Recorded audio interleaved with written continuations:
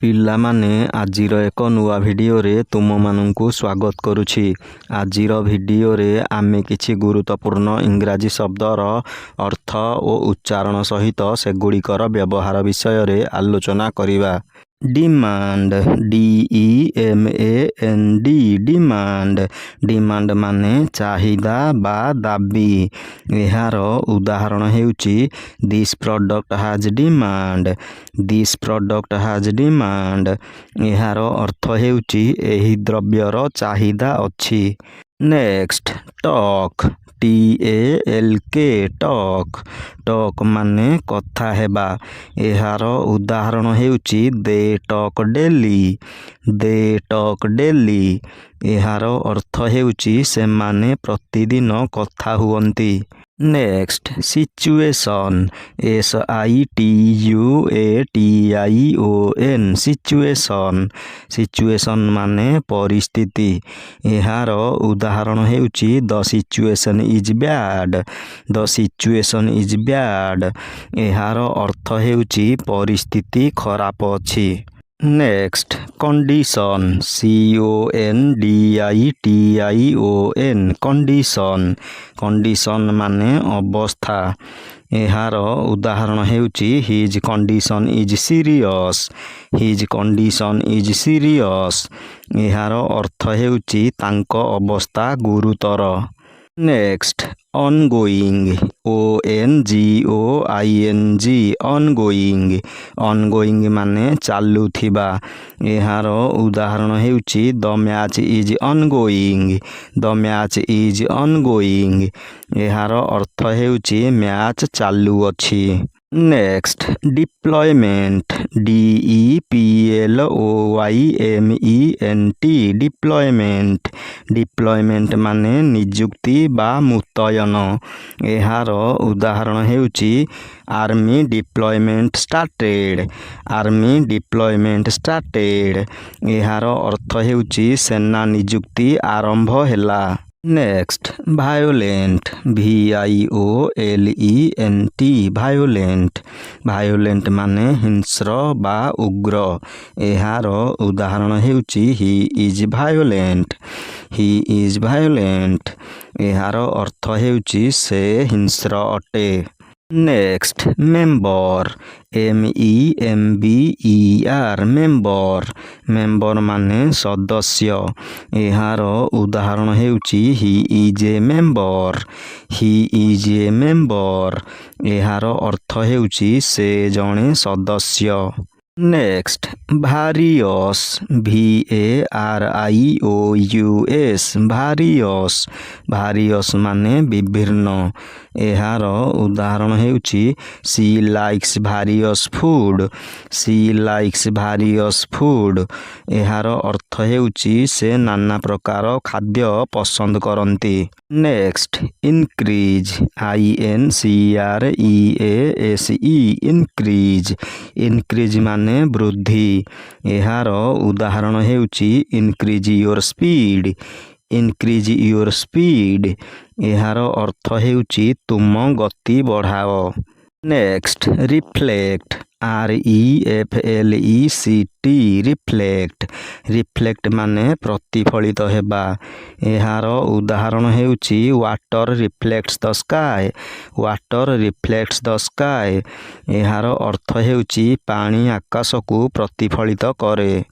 Next dignity DIGNITY dignity. Dignity ମାନେ ମର୍ଯ୍ୟାଦା। ଏହାର ଉଦାହରଣ ହେଉଛି C leaves with dignity. C leaves with dignity. ଏହାର ଅର୍ଥ ହେଉଛି ସେ ମର୍ଯ୍ୟାଦା ସହିତ ରୁହେ। Next different DIFFERENT different. Different ମାନେ ଭିନ୍ନ ବା ଅଲଗା। ଏହାର ଉଦାହରଣ ହେଉଛି this is different. This is different. ଏହାର ଅର୍ଥ ହେଉଛି ଏହା ଅଲଗା। Next ରେସ୍ପେକ୍ଟଫୁଲ୍ RESPECTFUL ରେସ୍ପେକ୍ଟଫୁଲ୍। ରେସ୍ପେକ୍ଟଫୁଲ୍ ମାନେ ସମ୍ମାନଜନକ ବା ଆଦରପୂର୍ଣ୍ଣ। ଏହାର ଉଦାହରଣ ହେଉଛି speak in a respectful way. Speak in a respectful way ଏହାର ଅର୍ଥ ହେଉଛି ସମ୍ମାନଜନକ ଭାବେ କୁହ। Next priority PRIORITY priority. Priority ମାନେ ପ୍ରାଥମିକତା। ଏହାର ଉଦାହରଣ ହେଉଛି give it priority. Give it priority ଏହାର ଅର୍ଥ ହେଉଛି ଏହାକୁ ପ୍ରାଥମିକତା ଦିଅ। Next ଫ୍ୟାମିଲିଆର FAMILIAR ଫ୍ୟାମିଲିଆର। ଫ୍ୟାମିଲିଆର ମାନେ ପରିଚିତ। ଏହାର ଉଦାହରଣ ହେଉଛି I am familiar with him. I am familiar with him ଏହାର ଅର୍ଥ ହେଉଛି ମୁଁ ତାଙ୍କ ସହ ପରିଚିତ। Next decision DECISION decision. Decision ମାନେ ନିଷ୍ପତ୍ତି। ଏହାର ଉଦାହରଣ ହେଉଛି ହି ଟୁକ୍ ଏ ଡିସିସନ୍। ହି ଟୁକ୍ ଏ ଡିସିସନ୍ ଏହାର ଅର୍ଥ ହେଉଛି ସେ ଏକ ନିଷ୍ପତ୍ତି ନେଲେ। Next attention ATTENTION attention. Attention ମାନେ ଧ୍ୟାନ। ଏହାର ଉଦାହରଣ ହେଉଛି give full attention. Give full attention ଏହାର ଅର୍ଥ ହେଉଛି ସମ୍ପୂର୍ଣ୍ଣ ଧ୍ୟାନ ଦିଅ। Next community COMMUNITY community. Community ମାନେ ସମୁଦାୟ। ଏହାର ଉଦାହରଣ ହେଉଛି our community is strong. Our community is strong ଏହାର ଅର୍ଥ ହେଉଛି ଆମ ସମୁଦାୟ ଶକ୍ତିଶାଳୀ। Next ଇସ୍ଥେଟିକ୍ AESTHETIC ଇସ୍ଥେଟିକ୍। ଇସ୍ଥେଟିକ୍ ମାନେ ସୌନ୍ଦର୍ଯ୍ୟମୟ ବା ରୁଚିଶୀଳ। ଏହାର ଉଦାହରଣ ହେଉଛି the view is aesthetic. The view is aesthetic ଏହାର ଅର୍ଥ ହେଉଛି ଦୃଶ୍ୟଟି ସୌନ୍ଦର୍ଯ୍ୟମୟ। Next confident CONFIDENT confident. Confident ମାନେ ଆତ୍ମବିଶ୍ୱାସୀ। ଏହାର ଉଦାହରଣ ହେଉଛି ବି କନଫିଡେଣ୍ଟ। ବି କନଫିଡେଣ୍ଟ ଏହାର ଅର୍ଥ ହେଉଛି ଆତ୍ମବିଶ୍ୱାସୀ ହୁଅ। Next solution SOLUTION solution. Solution ମାନେ ସମାଧାନ। ଏହାର ଉଦାହରଣ ହେଉଛି ଫାଇଣ୍ଡ ଏ ସଲ୍ୟୁସନ୍। ଫାଇଣ୍ଡ ଏ ସଲ୍ୟୁସନ୍ ଏହାର ଅର୍ଥ ହେଉଛି ସମାଧାନ ଖୋଜ।